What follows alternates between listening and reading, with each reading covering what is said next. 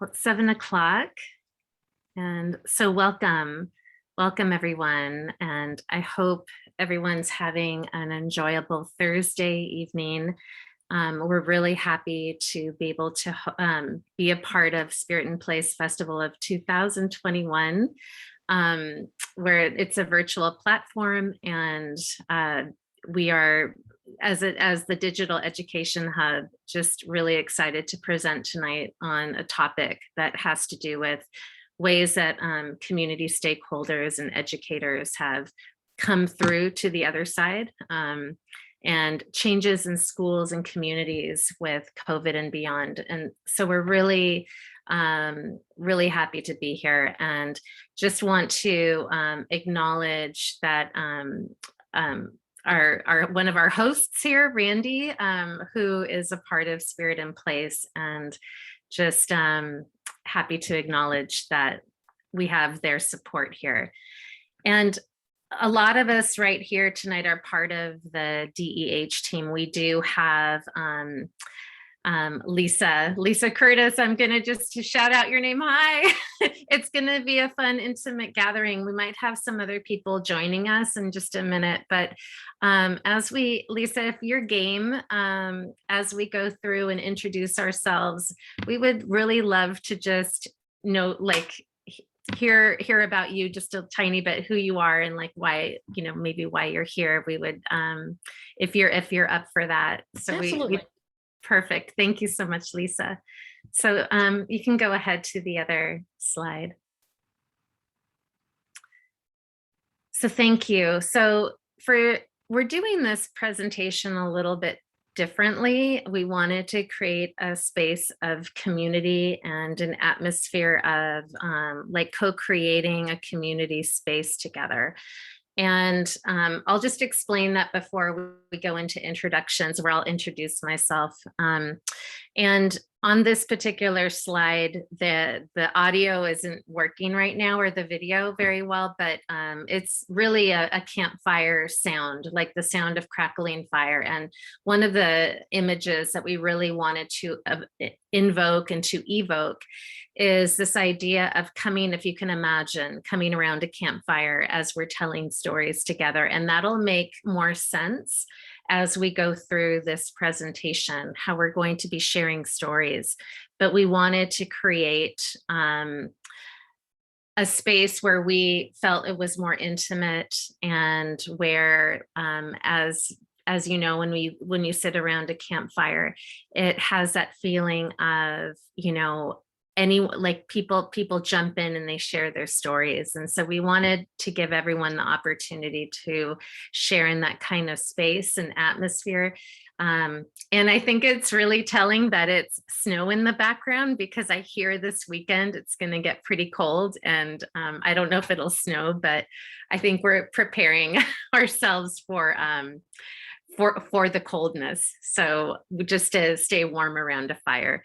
So Christina Gabby says, press the space bar while hovering over the play buttons and it might work. Okay, I'm gonna thank you. And I'll have Jeremy maybe try to do that, since I'm not running the slideshow right now. But if anyone who's doing that would like to try that, and we have some more people coming in. So this is actually really nice that around the fire, that we're bringing people in right now. So as people come in, thank you for coming. This is the Digital Education Hub, and we're going to be discussing with our panelists, who are community stakeholders and have come here to share their stories of being in educational spaces during COVID and beyond, just different ways to really conceptualize of the experience of moving through these interesting times. So we can go ahead to the next slide.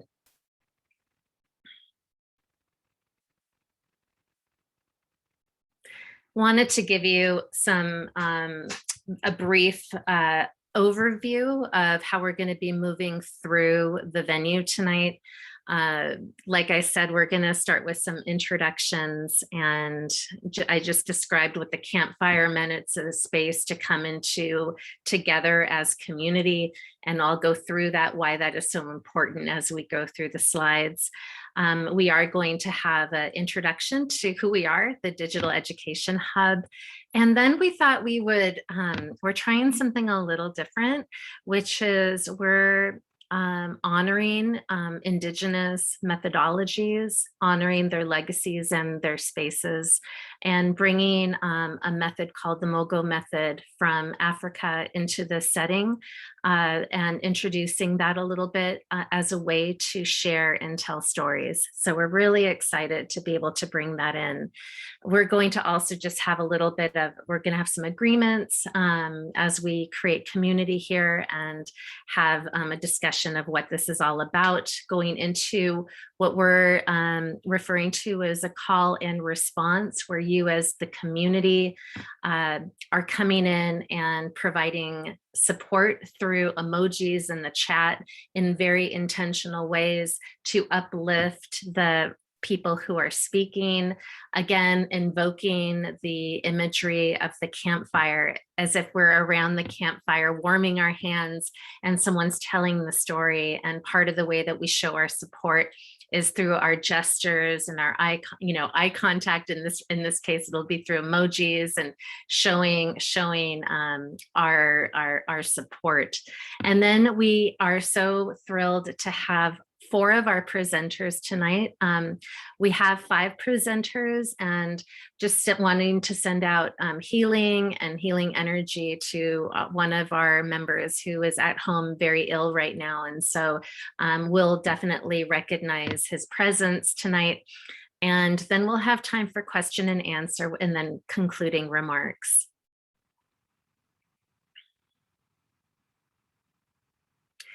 So without further ado, let's move into introductions. And my name is Cristina Santa Maria Graf, and I'm a co-principal investigator on the Digital Education Hub team. And I think what I'll do, just for time's sake, is I'm going to go through and scroll through and maybe call on people so that they can introduce themselves. So Jeremy. Hi, I'm Jeremy Price. I'm a professor at IUPUI and also the principal investigator and director of the Digital Education Hub. Thank you. Ted. Hi, I'm Ted Hall. I'm a professor at Martin University, and I'm a co-PI designer on the Digital Equity Hub. Thank you. Amy. Hello, I'm Amy Wechter-Versaw. I am Assistant Director for Teacher Learning and School Partnerships for the Digital Education Hub. Akash. I'm Akash Arora. I'm a PhD student at IUPUI and a graduate assistant at the Digital Education Hub. AJ. Hi, everyone. I'm AJ. I'm part of the student staff of the Digital Education Hub, and I'm a school counseling graduate student. Thank you. Gabrielle. Hi, I'm Gabrielle Kirby. I'm an undergraduate student with the project. I am studying elementary education. Thank you. I'm going to move to our panelists, and so we'll start with Michelle. Hi, I'm Michelle Wickham. I am here in many roles. I am a parent of 4 kids who came through the pandemic. I was a mom who had to educate those kids during the pandemic, and I am now a special education teacher as well. Thank you. Samantha. Hi, I'm Sam Fisher. I'm a teacher with Indianapolis Public Schools, and I'm a teacher with the Digital Education Hub. Thank you. Andrea. Andrea. Hi, my name is Andrea. Andrea. I knew I was going back and forth. Andrea. I'm an art teacher. I'm a public school art teacher at the Magnet Art School in Fort Wayne, Indiana, and also a mom. Thank you. Thank you. Tiana. Hello, I serve as the Director of Student Engagement at IU in the Luddy School. Also, I'm a mom and I'm on the Content Review Board with the Digital Education Hub. Thank you, Tiana. What I'm going to do is, because we have some more participants here, if you feel so moved, I'm going to ask you to, in the chat, just write maybe your name and just maybe a sentence of who you are. So that's how we'll open it up, since we have some more people here with us tonight. So if you feel moved, feel free to just write a little sentence about who you are, and we welcome you into this space. So thank you. We're gonna go ahead and move on and provide a little bit of context. Go ahead, Jeremy. Does Randy want to? Oh yeah, is he? Yeah. Please, let's have Randy, if Randy is okay with. Randy is our representative, kind of our host here from Spirit in Place. And Randy, if you feel so moved, if you would like to say a couple words about this venue. I really don't have anything to add, but I just thank you all for being here, and I just really appreciate you all. Thanks so much, Randy. So I'll just take a couple of minutes and I will talk about the Digital Education Hub and what it is that we do. We are a project that is a part of the School of Education at IUPUI. And we as a group formed in response to the pandemic, basically. And so we have a mission to provide support for students, particularly for students who are marginalized because of their identities or their communities. And so that's where we start. You know, our mission is to provide or to help cultivate equitable and inclusive lifelong learning with technology. We are operating right now statewide, but we are also going to be focusing, starting in September, actually very local in Indianapolis. And so, you know, we're sort of doing lots of things at the same time. Before I go on, I'm just going to say that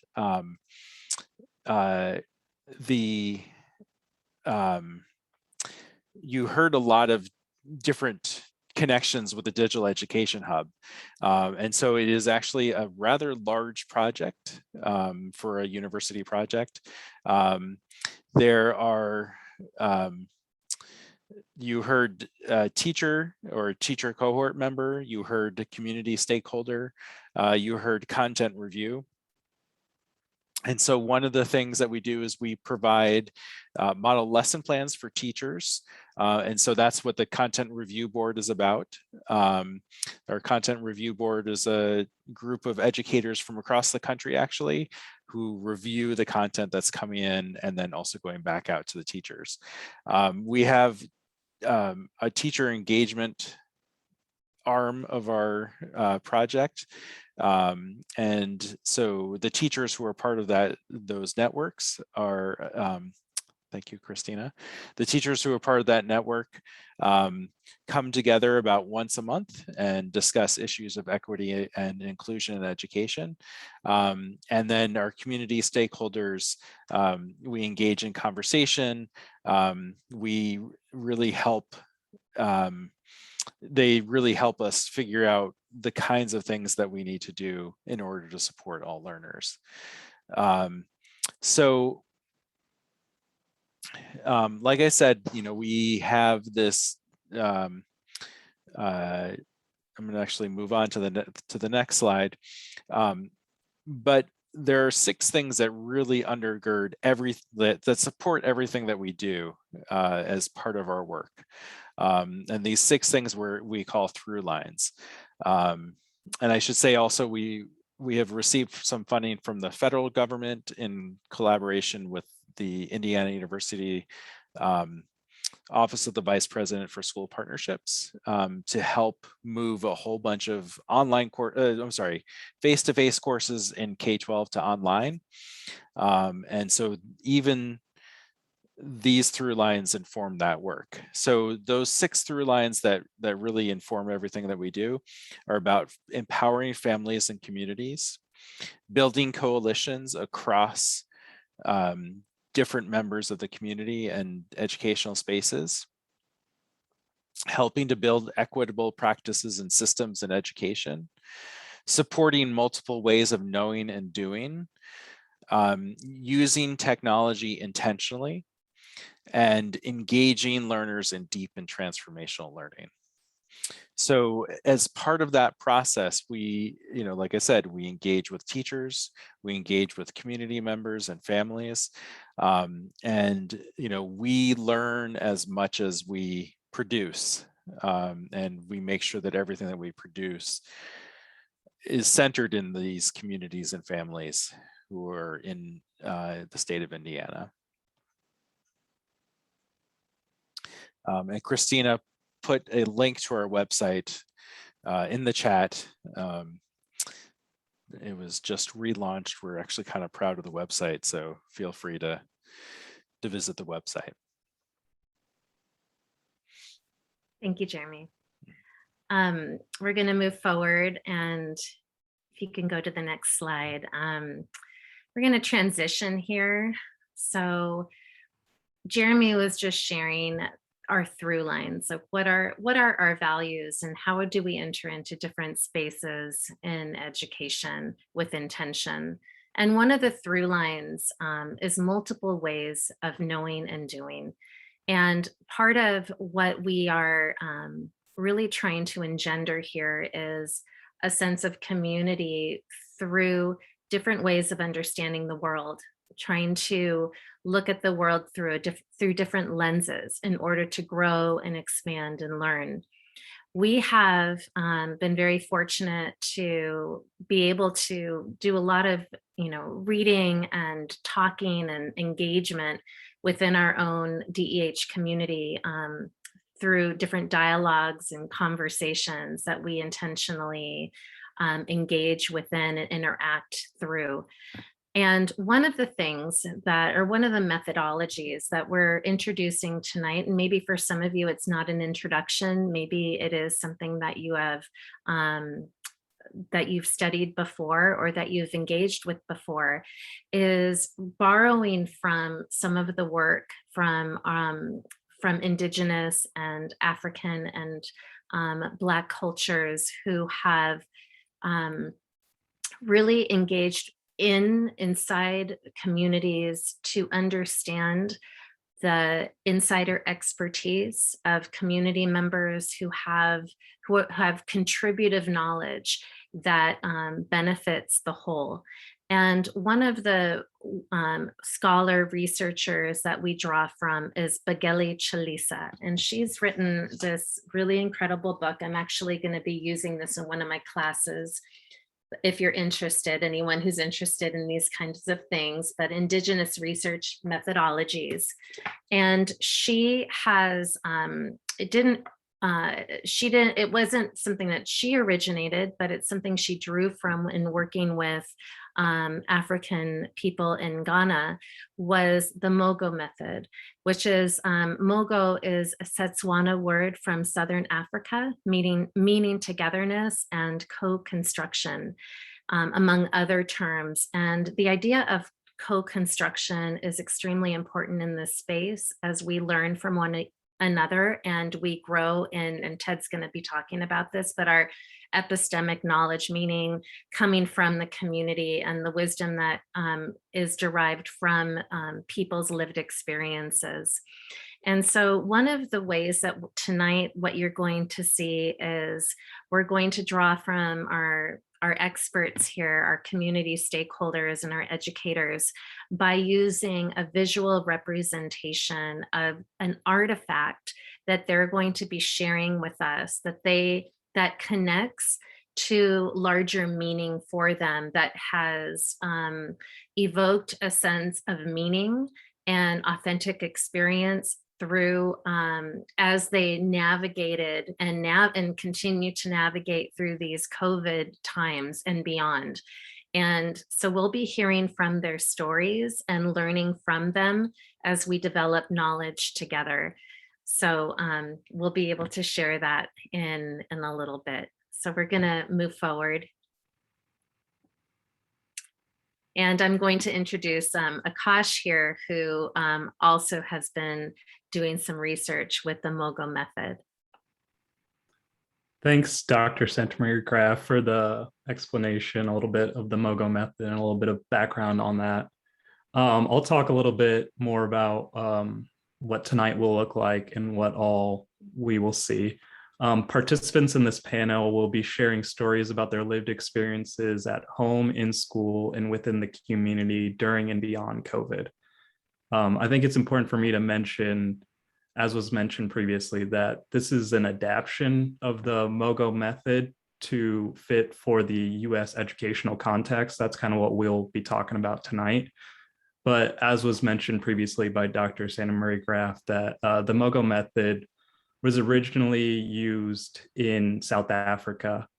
And so this will be a different context in which it'll be used. And through Dr. Chalicia's book that she showed, it's been brought to a more international audience.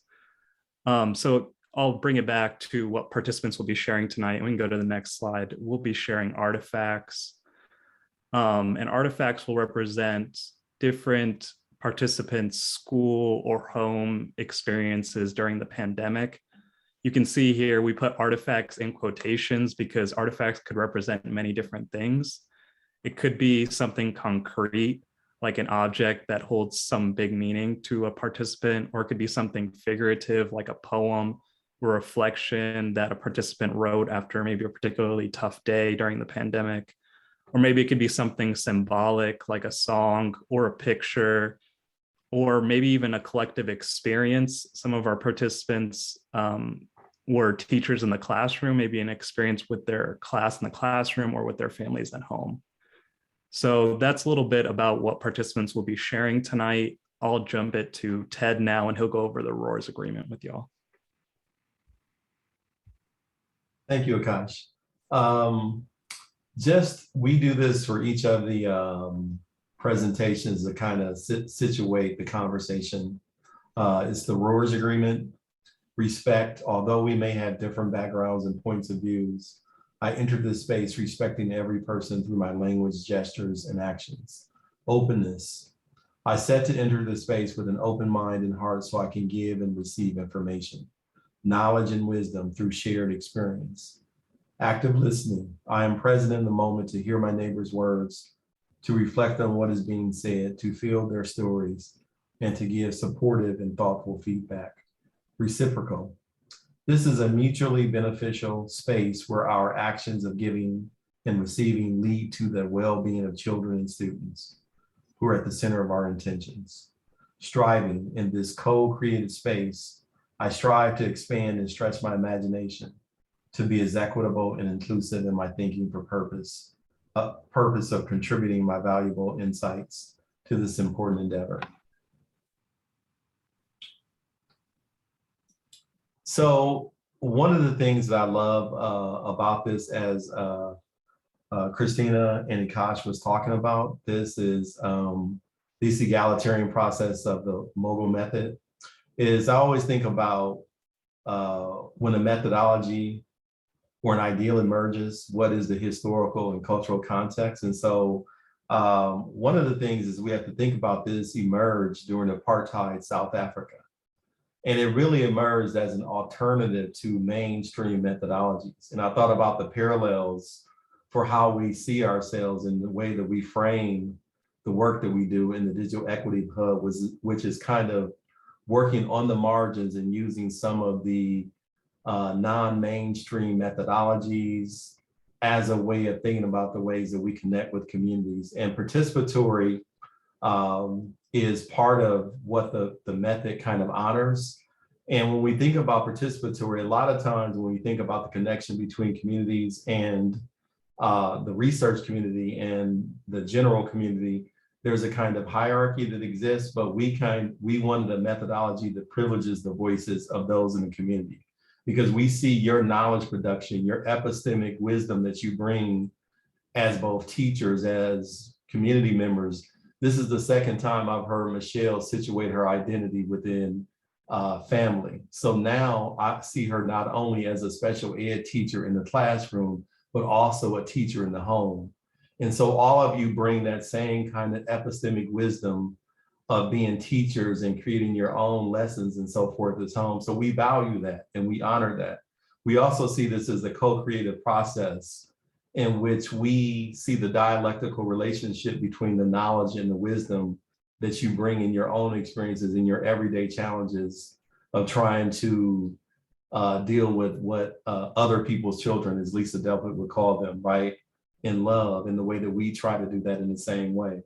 And also, Tiana, as we were going over this today, I thought about, this method. Your mother-in-law comes from West Africa, right?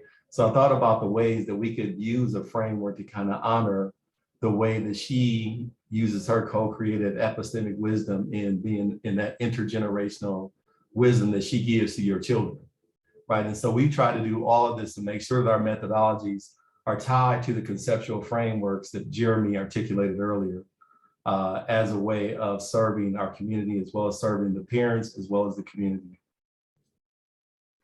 Thank you, Ted. Thank you so much. Again, let's go back to the imagery of the fire, of the campfire that we saw before. So as we engage with the MOGO method, I want you to imagine that there are two concentric circles. There's the inner circle, who will be, in essence, like our storytellers. So we want you to have the feeling, again, of being around a campfire and supporting our storytellers. And so we as an audience, and I include myself, will be on the outside circle as we actively listen to, and support. And we're going to talk about what that support can look like as people are talking, as our presenters are speaking, that we are around the fire in essence with them as they're telling their story. So if you could go to the next slide, where I'm going to show you kind of what we're talking about. In hip hop and in jazz, there's this beautiful reciprocal relationship between the storyteller and the audience, whether it's through music or through actual oral speech or drop in the word, right? And so as people are sharing their stories, we're there, and we are right there supporting with uplifting feeling and with words in the chat and other ways. So I'm going to show you what we're going to be doing as an audience. You can go to the next slide. Oh, you don't have to show the video.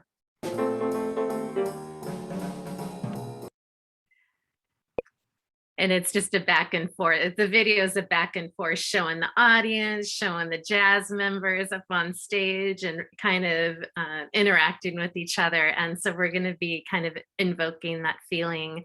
But the way that we can do this, and I know we've all used emojis, but when I've used emojis in other meetings, it's been more haphazardly. It's just kind of in the moment thing, which is cool, which is fine. But we're going to be using emojis with intention. So if all of you could look down at the bottom of your screen just for a second on Zoom, and my reaction, it says reactions at the bottom right-hand side. And I think that's for yours is too, but you could go to reactions and you can find different emojis. And there are some that we would really like for you to think about and what they can mean. So when you're applauding, it's not just yay, it's also saying, I agree with this, like amazing, that I'm in resonance with this, right? Same with the love. I love this. I resonate with this. I care about what you're saying, or I appreciate the story. Like there's emotion there, right? Congratulations. I celebrate you. Having these emojis invoke different meanings as well. And then maybe there's someone's relating a very funny story and I can totally relate. I'm laughing out loud. That's so funny. These are just some that you can use. I'm not you're not beholden to only using these. There are many, many, many. But what I would say is whatever emojis that you choose, and I'm going to ask all of you to participate and all of us to put our emojis up, is to choose very carefully emojis that are going to support the inner circle, because folks are sharing their lived experiences. And so we want to make sure that we're honoring their stories and their legacies. So without further ado, we're going to go ahead and move to the next slide. And just a quick shout out to Jared, Professor Jared Dorsch, who really wanted to be here tonight. And again, let's just send him good energy, healing vibes as he gets better from not feeling well. So let's make sure we give him a intentional moment of healing so that he feels better. It was too bad because it was such an interesting story, I have to say. Yes, yes, he was so excited to share, and I don't want to co-opt his own words, but when he has the opportunity, I hope that he can maybe share in some way when this video is out, maybe he can share part of his story. So wonderful. So we're going to move to Andrea, and I have given each of our presenters about 10 minutes. And so feel free to use those 10 minutes. I just want to, if we're getting close to the 10 minutes, I just want my panelists to know that I might just step in and just say, 30 more seconds. And so we have a transition for the next person. And the other thing with the MOGO method for the audience members who we are on the outer circle, the inner circle people are also part of the MOGO method is to acknowledge who came before you. So just showing acknowledgement to the storyteller who spoke right before you. And so we're going to go ahead, and Andrea is going to present first. Thank you, Andrea. Welcome. Thank you all for having me tonight. I brought in here, as you can see in the slide, those are natural brushes, because this is one of the artifacts that I chose to express what was my experience during this pandemic, the novelty COVID-19. We were teaching, and suddenly in the middle of the day, we were asked to pack our things, computer, and we were not coming back for a long time. And that was a very what's going on type of thought and feeling, and we did not know what was happening. But we knew that we were going to stay away from school for a long time. Well, they said, we went back home, and then I was at home with my computer, and they asked us to teach through the computer to 4 and 5 years and 6 years old children. Let me back up a little bit. I forgot to introduce myself. I am a visual arts, public art teacher in a magnet arts school here in Fort Wayne, Indiana. So after that, none of the kids have any experience with computers, iPad, Zooming. So I was teaching and learning the tool, and the children were also learning with me. It was a very interesting experience, because the positive part was that I learned that at 4 years old, they were very interested in learning through Zoom. And to me, it was fascinating to realize that they are capable of learning through this technological tool. So I don't know if you guys can see here in the slide. It was just simple stories about, let's do a drawing about a dandelion flower. Do you guys know what is a dandelion looks like? And the kids don't know what is a dandelion. Some of the kids knew. So then I would draw the dandelion shape on the screen, and then the kids will copy on the other side what the shapes are. It kind of looks like a little star. Each dandelion disconnect from the seed and it flies away. And then how do you make the seed? It looks like a little star. So how do you make a star? So those are the visual aspects that I have to teach the children. And then we stay in that mode of teaching through Zoom. It was really interesting from my teacher perspective. And the kids really enjoy that. But then it got to a point that was like, okay, what else can I do? And then as a mother, because I also had my son here at home, and I was teaching my own middle schooler here from home. And my husband was on the other side of the house also working from home. So it was 3 people in the house using the internet. And I was trying to think as a mother, if I have a 4 years old or a 5 years old home, what could I do to enhance art experiences?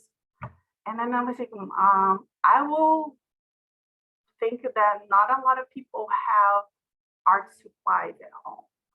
So then in the second slide, I said, well, we can kind of figure out how to make a homemade brush with paper towels and sticks. That's the second slide up on the top. And then use some bread wiring and tie around. And then for the paint, we could use coffee. So we'll make brown. Or they can use other vegetables like beets, carrots, black tea. And then I said, why not use food coloring? And then that was an interesting thing, because then I remember that vinegar is one of the things that fixate color. So then I explained to the children that you can put vinegar to make your colors brighter and stay on the paper. Then my son, here comes my son in the middle of the story. He became interested, and he went outside and he said, Mom, I made my brush. And he wanted to try. And I thought it was interesting because he came back with a moss brush and a stick tied with some rubber band that he could regulate. Let me see if I have it here. So he attached another stick, and then you can make it longer or shorter. So then he demonstrated how he could use. And I thought, wow, that's pretty advanced, right? Because at that time, he was 11 years old. But then I share these with the kids, what they could do in their own house, because I think everybody could have a stick in their house. And then he made a picture of himself with his face, and he painted with food coloring. So this is my experience. This is the artifact that I wanted to share with you guys. And that's it. Thank you, Andrea. I've asked our outer circle and the community to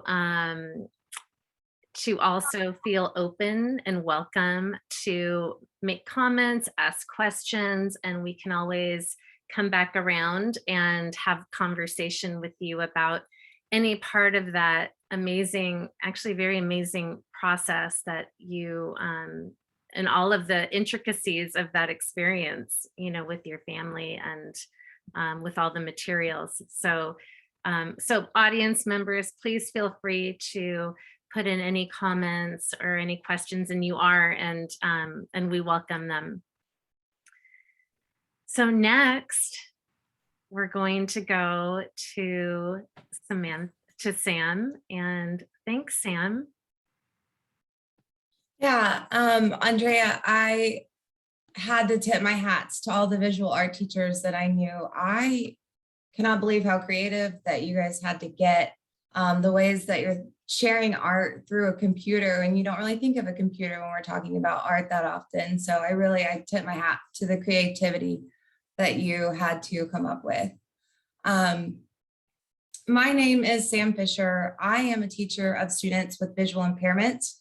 I don't know if you can see it, I brought my plant here that you see in that picture here for moral support.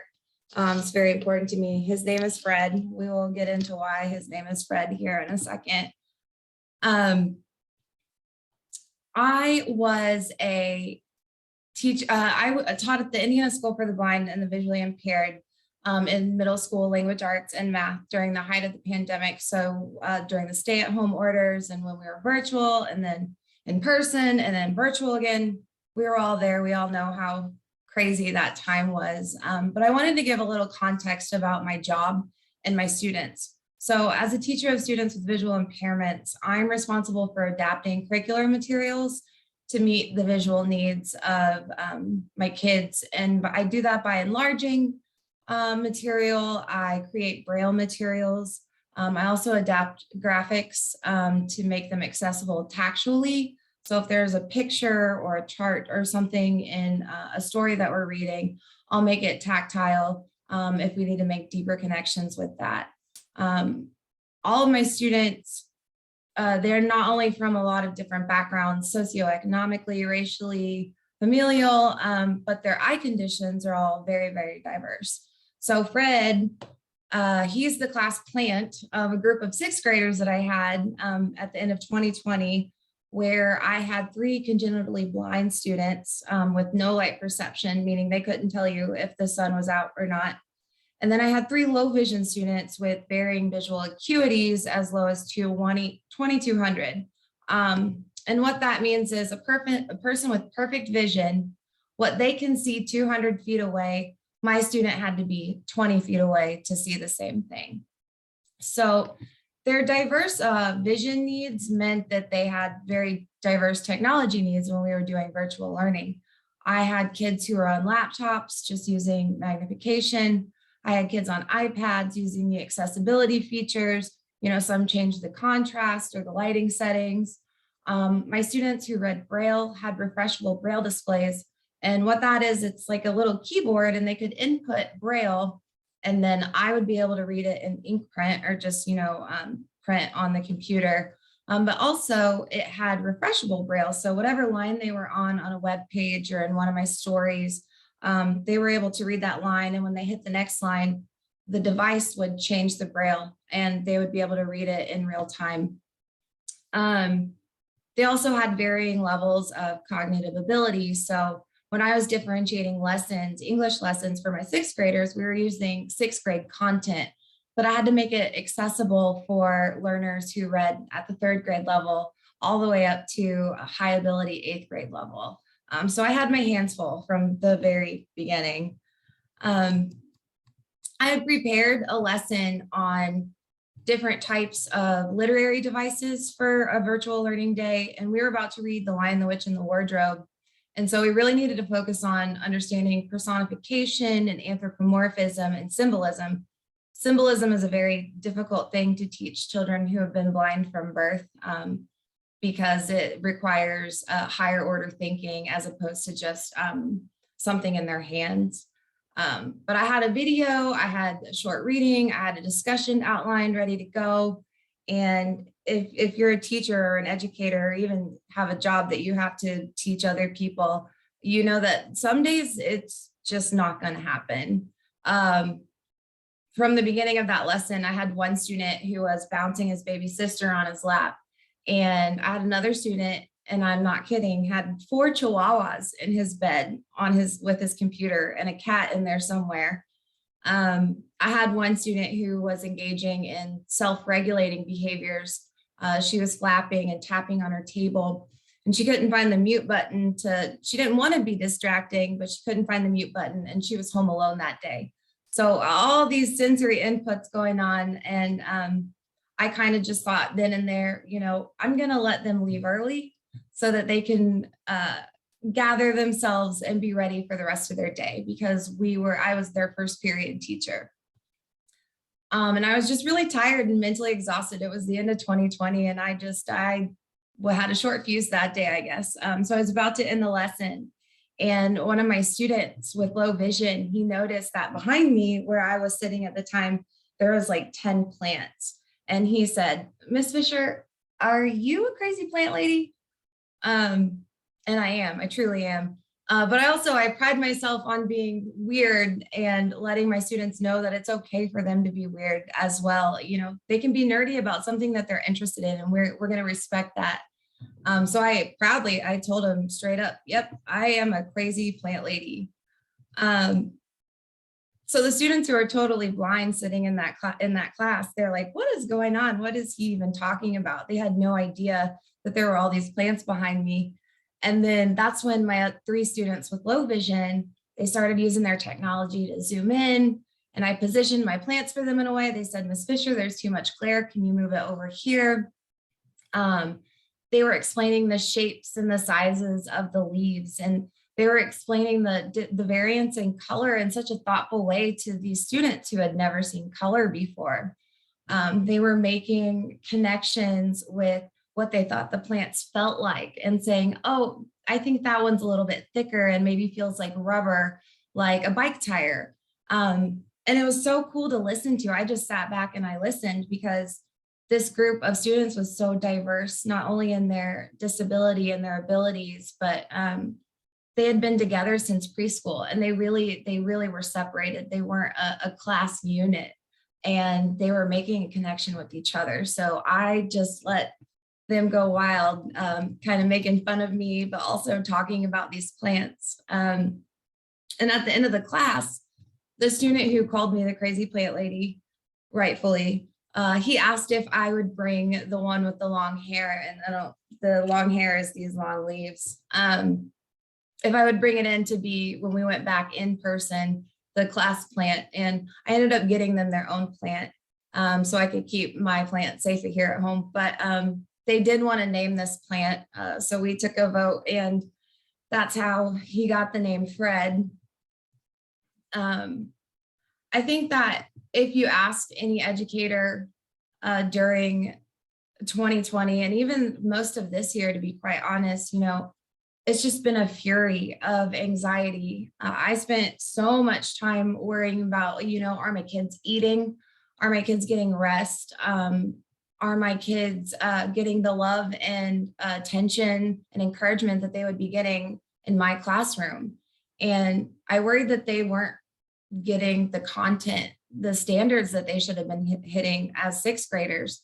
And I was also incredibly worried that they weren't making the social connections that are really, really important during middle school. But when I got off that call, I was able to take a deep breath, and I was able to sit back and say to myself, none of this year has gone according to plan. Why did I have expectations that this class would go according to plan today? And why was I so disappointed initially when it didn't? They were still doing learning tasks. They were still discussing things together and thinking critically, and they were being silly. They were being kids, and they didn't really have a chance at a normal childhood during that time. So it was just such a cool experience for me. And now when I water Fred, or I pass it on my way out of the house, I can't help but smile. It got us through that class period, thankfully, but it's kind of a constant reminder now that things aren't always going to go the way that I want them to. I can't follow a lesson plan exactly every single day and get what I want from it. And things don't go according to plan in life either. And that's okay. It kind of gave me that realization that it's okay. We all survived. my class then, and they're doing great now. I don't work there anymore. I itinerant blind and low vision, but I do keep in touch with their current English teacher. And they survived and they're doing great and they're thriving now. You know, we managed to learn on our own terms and connect in different ways during that time. So I really appreciate your time and letting me share my story. Thank you. Thank you so much, Sam. I think everyone's going to walk away looking at our plants differently. There's actually a couple I actually need to go name now, and because they have personalities and I need to acknowledge that. Thank you so much. And thank you everyone for your comments. It's such a joy to read. We're going to move on to Tiana. So welcome, Tiana. Yes, thanks, Sam. I am too also a crazy plant lady.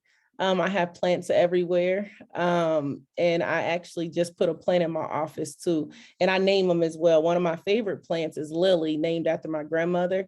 It's actually a lily, and I got it at my late grandmother's funeral. And I'll tell you a short little snippet that don't really go with this story, but Lily was dying. I mean, you know how lilies are, and it had 3 little leaves. And I started talking to Lily, and I was like, you know, you can't leave me, but Lily has blossomed and really big. So I'm that crazy plant lady too. So thank you so much for sharing your story and for creating a community of learners. That was very touching to know how you were able to transform a classroom of students who had different impairments, visual impairments. So thank you for the work that you've done, and you continue to keep in contact with them. So as she said, I'm Tiana Roger. For work, I'm the Director of Student Engagement and Success in the Luddy School of Informatics and Computing. And at home, I'm a mom. In my family, I'm an aunt. A cousin, sister, and everything above, and a good friend. I will say that too. I have a husband and 3 children here at home with me. And then I also wanted to talk about the community as well. So I'm going to talk about 3 different areas in the roles that I play. But one thing, as you see on this slide, It's Never Lost by CeCe Winans is the cover. That background is actually the cover of the album. And the words that I pulled is the first chorus is the first part of the song. And then at the bottom where you see highlighted in white, that's part of the chorus of the song. And the reason why I picked this song is because I feel like before the pandemic, I didn't know this, but I know it now. Before the pandemic, I was already being prepared for what was about to come. I had went through personally, I was spiraling out of control with my work. I'll tell you what I do at work here in a second. And I remember sitting down, I called first of all, I work at IU, and we have this emergency assistant program where you can go and get counseling or whatever. I called them and I was in a panic. I said, you know, I don't know what's going on, but I need to talk to someone today.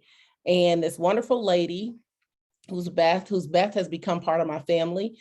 I sat in her chair and I was sobbing. I was a mess and I didn't know what was going on. I just said I needed help. It was just too much for work, home, and everything. So fast forward, the pandemic then happens 2 months later. And I'm like, it's March. It's in the middle of, as the Director of Student Engagement, I'm responsible in a short snippet for building community in the Luddy School.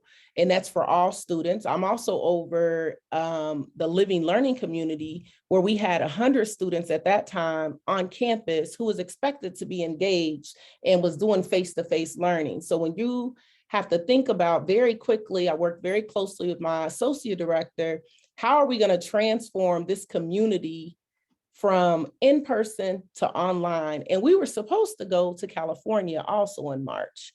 So you took away one of their opportunities to go and connect with tech professionals. How are we going to change this to the classroom, where now we're supposed to help them connect with business professionals, help them interact with us to keep them engaged with the school, for them to be successful in their first year? Well, all of this in addition to, how am I going to teach these 3 children that I have at home, because it's my husband and I. So what we did, when I think about this whole experience of pulling together, it was a whole family and friends. It took a whole village. So at times we would be sitting right here. This is in my dining room.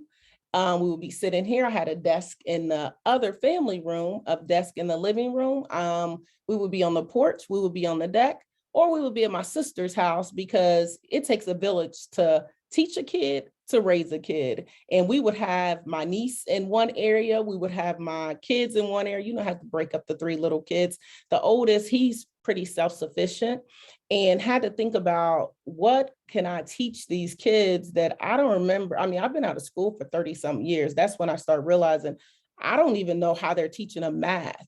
However, I was able to pull up curriculum, actually meet with the teachers to see what my kids were learning, but at the same time, still keeping them engaged while still doing my work. So you think about someone who probably was happy that I sat in Beth's chair 2 months prior to now, to be able to sustain the fact that I got to be the teacher, the mom, still got to cook meals, still got to be a wife, still worked in the community, not to talk about my community of other little learners. I'm a Girl Scout troop leader as well. So how my Girl Scout troops are going to go from teaching them to be leaders in the community, you know, girl power, all this stuff, virtually. And the girls are used to coming together. They do their, you know, their nice little songs. I don't know if you guys know it. I'm no used to me trying to do the pledge and all this cool stuff. They did sell cookies. I ended up being a cookie manager, managing the cookies of those girls as well, on top of all the things I had to do.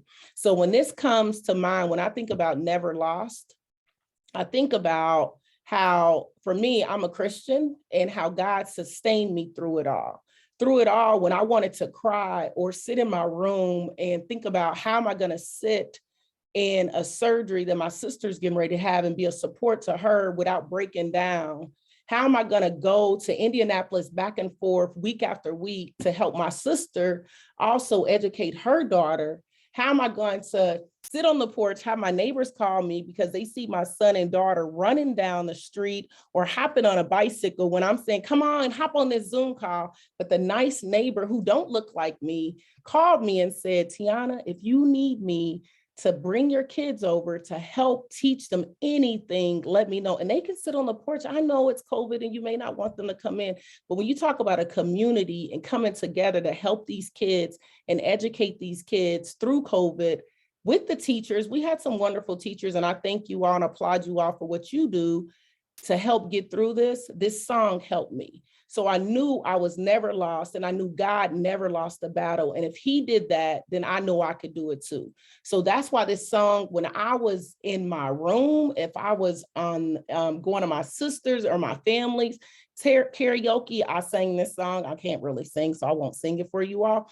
But also when I was on Amazon playlist, Siri, play a gospel music, it would come through. When I'm sitting in my car, it would come through. So it's a constant reminder saying that he never lost the battle and I wouldn't lose it either. So COVID helped me be stronger in my faith and helped me to understand my village that I have, both in my family, friends, community, work, helped sustain me to get through it. So that's why Never Lost by CeCe Winans is the song that got me through COVID. So thank you all for listening. And I hope that something I said helped move you in some way.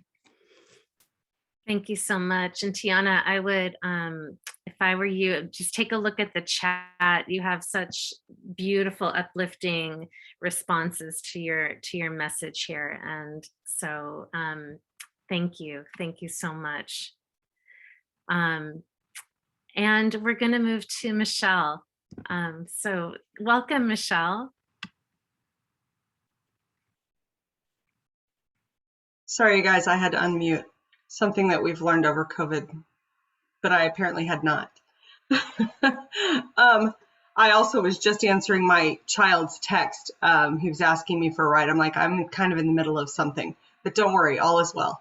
We've taken action and we're in a good place. So I'm so thankful, Tiana. Just listening to you, I was tired and I was like, no, not one more thing. No, not one more. You have come through this beautifully. My heart was getting bigger and bigger and bigger as I was listening to you, and I was thinking, oh man, how do you catch all that? And then you tell me, God's got you, and he sends the people right into your pathway, and you've got, somebody who just shows up at the moment when you needed the support. And oh, by the way, you were inspired before the emergency to get support for your own health so that you could then be in a good place to support your family. None of that to me is an accident, and that is a witness to me, a testimony to me. So thank you from the bottom of my heart. I'm so grateful for the opportunity to talk to you all tonight. This is a great opportunity. I'm grateful to the Digital Education Hub and Spirit in Place for putting on events like this. This is amazing. I am not a visual person. I work with words. Words are what I love. So that's why you have an artifact that is a word on your screen. And I will explain the word more after I give you a little bit of backstory. So I hope you bear with me for a minute. 2020, of course, like most of you, it was a year like no other for my family as well. We really struggled. We lost loved ones, we lost jobs, we lost continuity, we lost everything that we expected or thought would be a regular part of our lives. And that stability was really tough to lose for my household. The biggest thing that we lost, though, was connection. I have 2 college children, and at the time it was 2 college children, a high school student, and a 8th grader.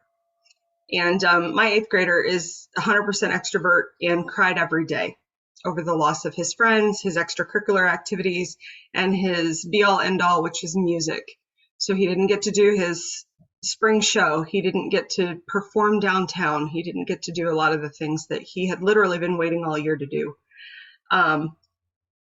My 2 college kids had to scramble home from another state when basically the states were closing and there was no way to travel. It was just crazy. But we got them safe and well, and they thankfully were able to work online really, really well and really quickly because the university was set up for that. The kid who struggled the most, though, was my high school child, and she is on the autism spectrum and has learning disabilities that she needs support for through an IEP in school. And as most of you can imagine, IEPs were not getting followed in the early days or the late days of the pandemic. It's just been really, really difficult to get those needs met. And so I'm going to be sharing some of our experience.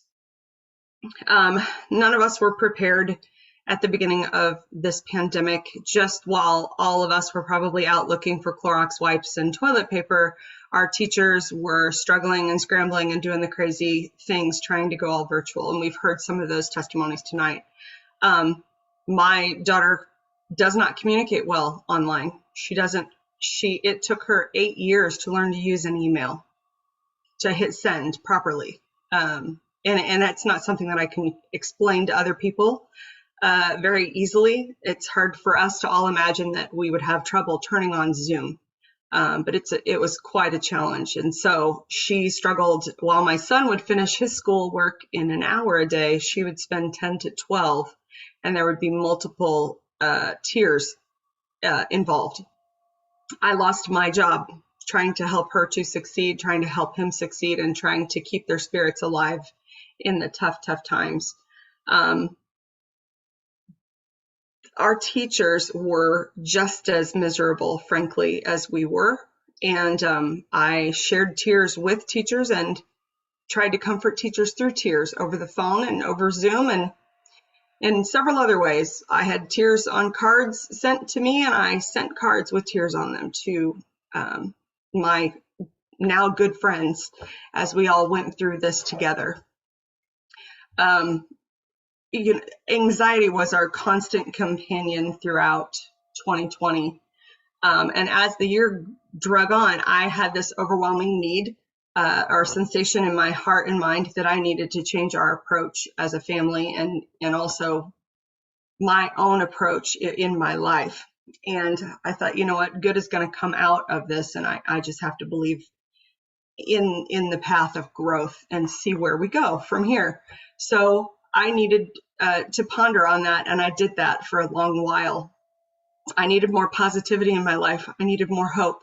I needed to turn around some of the just exhaustion that had been omnipresent in my children, my spouse, myself, and our community members. It was just exhausting, right? And I know we can all relate to that on some level. So as I was pondering that, the word action came to me in a moment of clarity, in a moment of meditation. And then I knew me. I am a doer, maybe an overachiever, maybe a little, or maybe I'm just action oriented. And that was why I was inspired. Nevertheless, I had to approach this in a healthy way. So I went and did some research. And that was when I found the quote that clarified even further what I was trying to do or needed to do. And it was from Psychology Today. Anxiety will grow if it's not directed into a positive action. So my ground, my community ground, my family ground had been growing anxiety for a whole year plus. It was not a good garden, I'm just gonna say. It was very weedy. I was very miserable. So we had to plant something new. So that's what I did. We did a lot of taking action to get our daughter the things that she needed for the following school year. I said some really strongly worded things to a lot of people. I ended up talking to multiple advocates, multiple people at the Indiana Department of Education to get guidance. I just needed to know all the things that I didn't know to try to prepare her for a junior year and then for a senior year. And she received her first F in high school, and I could not fix that for her. And I had to hold her and tell her that it was all going to be okay. And that was really tough to do because we don't know that for sure. How can I say this for sure? So, but with all of these experiences, we have just said to her, we're going to take action in a positive way. And then we're going to let what chips fall where they may, so to speak. We're going to let it be. So I made just a list of a couple of things. I'm going to pull it over here so I get it a little bit right. I had to tell my kids that we're going to take action. And sometimes our action is going to be not to do anything and to count to 10 and be calm. I had to keep my humanity, and I had to remind them to do the same thing. I had to pray for forgiveness a lot. I had to ask for forgiveness just as often. I had to advocate as much as I possibly could, not just for my kid, but for my teachers. They were not getting what they needed either. So I had to find a way to support my family, my personal students, and then the ones who are all around me too, because we were very blessed in this endeavor. We knew that we had computers and we had internet already set up. We were incredibly blessed. So I had to recognize the blessings, and I had to make sure that I was vocalizing to people, do you know how blessed we are? So that we could, start to put this all in perspective and start to really realize how lucky we are. We all have our lives right now. Like, that's such a joyful and incredible gift. We can't take that for granted anymore. This pandemic should have taught us that lesson first. Don't take it for granted anymore. This was hard. This experience was hard, but as I have grown through this and watched my children learn to grow and blossom in adversity, as that old proverb talks about, the flower that can bloom in adversity is so rare, and it's true. But I have seen it. I've seen it myself, but I now see that I cannot sit in inaction ever again, because equity, inclusion, all of the supports that we were taking for granted for our child and for other kids with disabilities, never again will we take those for granted. We're going to have to fight for those. We're going to have to make sure that we are more prepared than ever going forward, so that we can prepare kids with disabilities for what's next. And they are important. They do need to be included. And while we were all scrambling to cover the needs of a class, classrooms of 800 or 900 students in gen ed, it was very hard for our schools to focus on the 1 or 2% of those students who needed so many extra supports. And yet those kids deserve those supports. And so I actually went back to school to get a master's in special education, and have I subbed for 2 semesters and then became a teacher. Surprised me too, because I had to be part of the solution going forward. And so special education was my first major in college, and then I chickened out at 22 and went into a different field. But I am now back where my heart was all the time, and now equity and inclusion is going to be just a part of my action for the rest of my days. So I am very grateful for this opportunity to speak to you. I hope that all of this conversation tonight has been a blessing to you, like it has been to me. And I will send it back to our wonderful folks at the Digital Education Hub. Wow. Thank you, Michelle. Thank you, everyone. I feel so blessed myself just to be in the presence of the 4 of you. And so thank you so much for sharing in such a heartfelt and thoughtful way your stories. We have an opportunity now. It's about 8:11, and we have until 8:30 to be with each other tonight.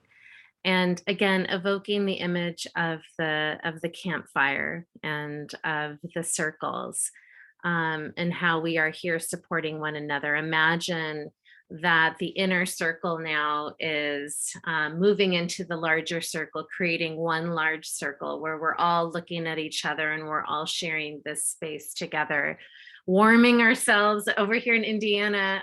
For those of you who may not be in Indiana, warming ourselves by the fire and being in community with each other. I invite anyone at this point to unmute themselves.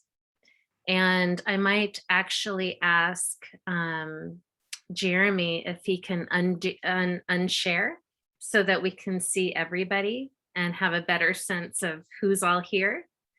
And you do not need to undo your video, especially if, I had a student today who, who came out of the shower with their hair all wet. She's like, I'm just going to keep it on video, or off the video. But please feel free to unmute yourself or ask questions in the chat, and we welcome dialogue and conversation. I'm just catching up on some of the messages that were left in the chat. And, one of the really wonderful things about working with these people and then also approaching this conversation through this method is that, it really is about building a community here. And, I really think that just hearing everyone's stories was just really humbling for me, and a good reminder about number one, when we put in for the Spirit in Place, for this event, we were thinking that we were going to be done with the pandemic, and we're not. And so, to hear these stories and to hear how people have really, not only survived during the pandemic, but really creatively and resourcefully thrived in a lot of ways, is really a heartening thing to hear and to experience and to see.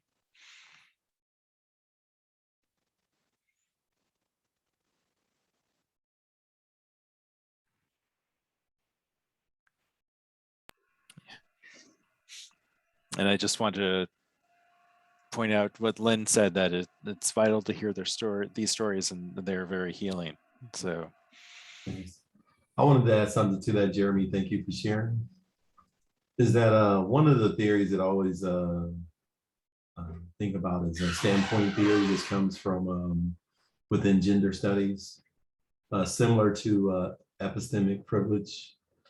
And I think the strength and what I love about tonight is hearing everyone talk about both the challenges, but also their agency, right? So if I hear all of these stories tonight, to me, what encourages me is, where does the agency lie? And when we talk about why the research community needs to always connect to the community, is because we have a very limited lens of what agency looks like.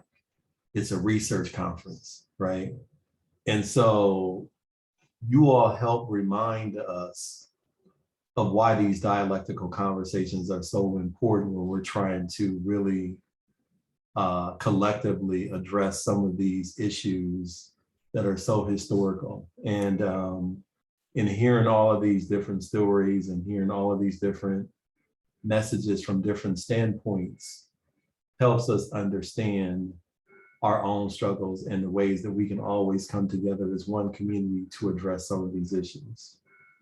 So thank you all. And I'm going to be encouraged, and I look forward to many, many more conversations, and us all trying to see how we can address these issues together.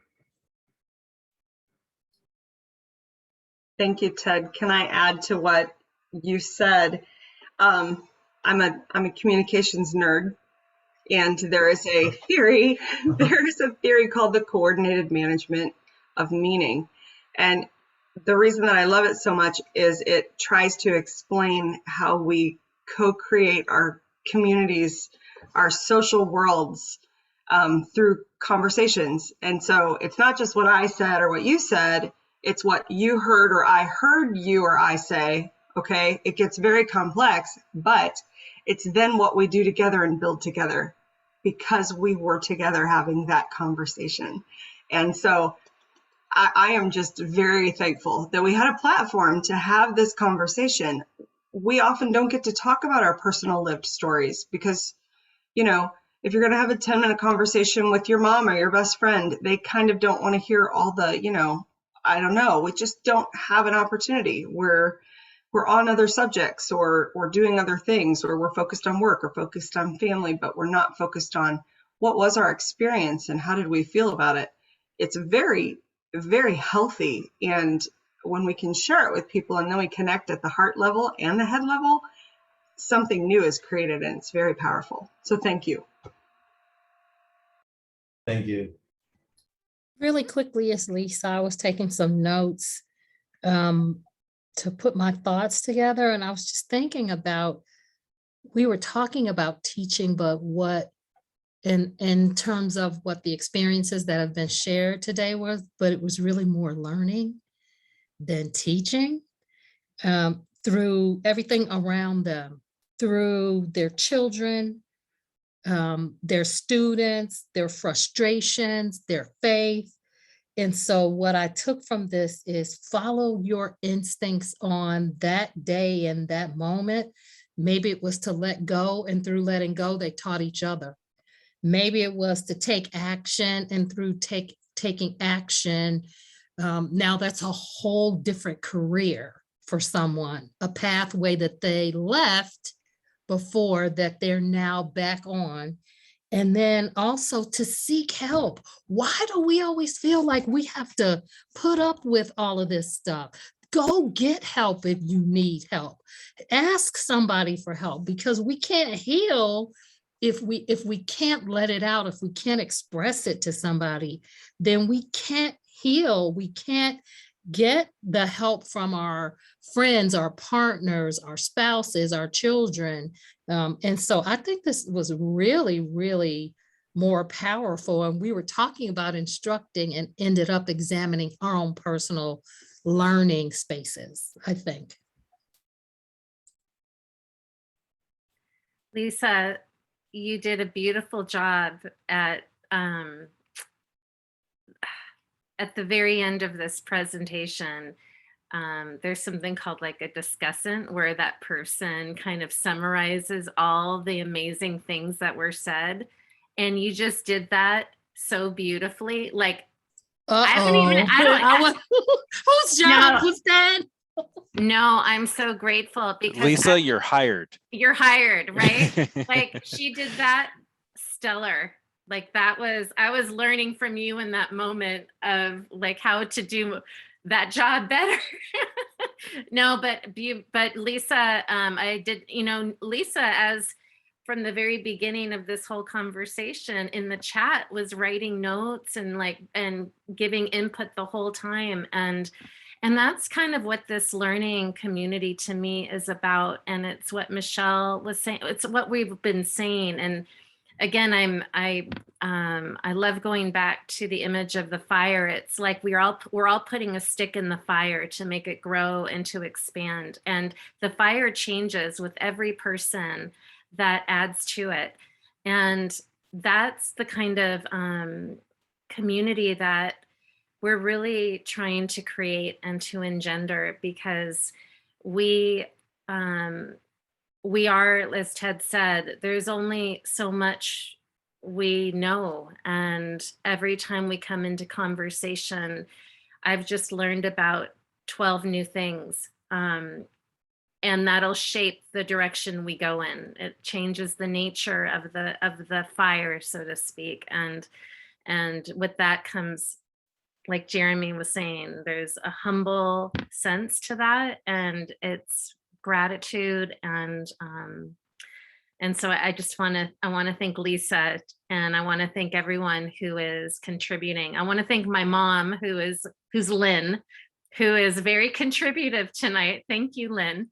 And I know we'll be talking about agency in the future. But thank you. And I'm going to stop talking so that we just have a few more minutes, but if anyone would love to jump in and say a few more words, that would be fantastic.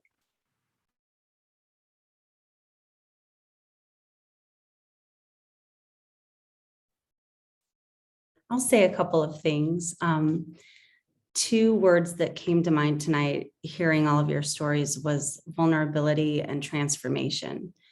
And not only sitting in this room tonight and experiencing everyone being vulnerable and sharing some of these really hard stories, but to reflect back on how vulnerable all of us were when this started, how vulnerable our lives were, our routines, our systems, our institutions, the kids, the grown-ups, our neighbors, our community members, just the amount of vulnerability that I think we all felt when this first started and continued. And then your stories of strength and how that transformed that vulnerability into, this new place that we're at now. So I'm really grateful to have been with you all tonight and just heard those stories, and reminding us all how human we all are and how very vulnerable and fragile our lives are. So thank you.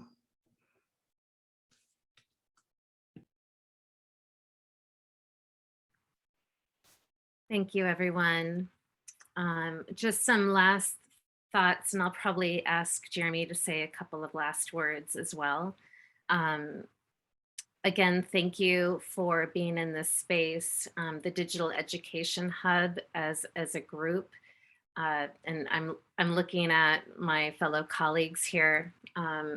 We have committed and recommitted to conversations where on a bi-weekly basis, we are bringing in articles, information, different understandings, different scholars, different speakers, just ways that we can continue to shake things up for ourselves in terms of our learning, so we don't become stagnant and we don't begin to think like we're only pulling from one set of knowledge. And one of the things I'm thinking about right now is, again, how critical it is to hear all of your perspectives. And we welcome any input that you might have, if any of you, including Lisa and including anybody who would like to contribute to what we read, or what things that we should become aware of, things that are important to you, that you feel would help to shape our ways of thinking and moving forward. And I'm inviting everyone here to please do so, because that is the kind of dynamic that we are inviting and actually needing to grow and to become, to really be of service and to meet the needs of the people and communities we say that we are there to serve. Means that we need to not go in making any assumptions, but rather hearing from community members about that which we need to really focus on and be thinking about. So we invite your knowledge, your perspectives, and I really mean that. Like, I would love to actually highlight your stories, and even if you wanted to be a part of that conversation, I think that would be definitely appropriate and a really good space to hear from our community members, if that's of course, I haven't talked to Jeremy or anyone about this. I'm just like thinking in the moment, like the evolving nature of the fire, right? Putting in my stick and seeing where it goes. But I think it's something that we can really think about and move forward with. Yeah, and I should mention, so we have another team member on here who came in. So Brooke Moreland, who's our associate director, she sort of snuck in. And we did have a conversation a little bit earlier today. So I mentioned those like 3 areas that the Digital Education Hub works with: the development of resources, working with teachers, and then working with community members. And oh, right. Yes, Brooke is Michelle Brooke is also a mother of 4. So,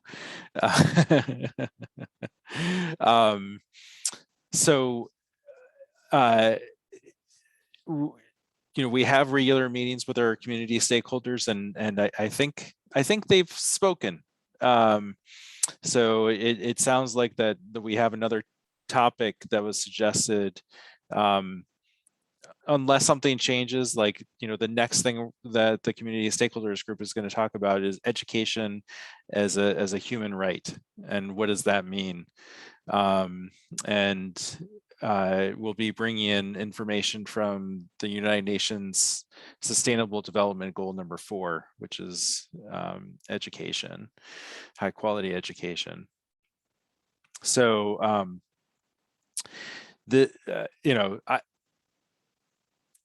Amy mentioned the word grateful, and I do want to say that I'm very grateful to everyone who is here, and I'm grateful to everyone who has contributed.